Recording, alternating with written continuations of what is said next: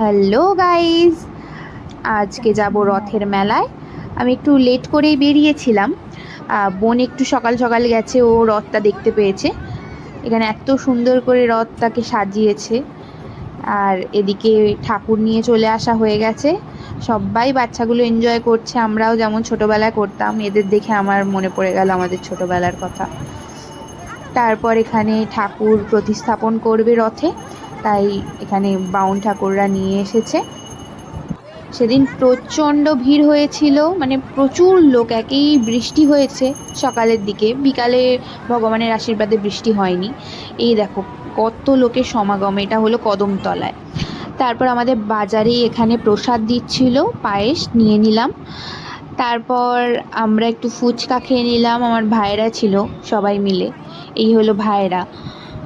আর প্রচণ্ড গরমও ছিল। এ কাকু দেখো আবার কি বলবো।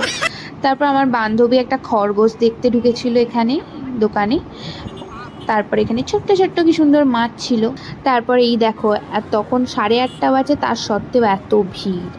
তারপর এখানে এই ফ্লাওয়ার্সের সেটটা ছিল, এগুলো 500 করে বলছিল, বার্গেনিং করলে আর একটু কম পড়তো। এখানে এই কিউট কিউট পুতুলগুলো, এই বাইকটা আমার বন্ধুর পছন্দ হয়ে গেছে।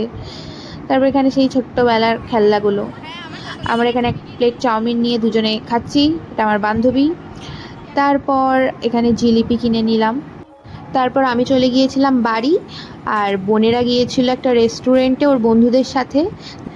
আর এখানে বোনেরা fried rice, mix fried rice আর চিকেনের একটা আইটেম অর্ডার দিয়েছিল, আর ওর বন্ধুরা এখানে বিরিয়ানি।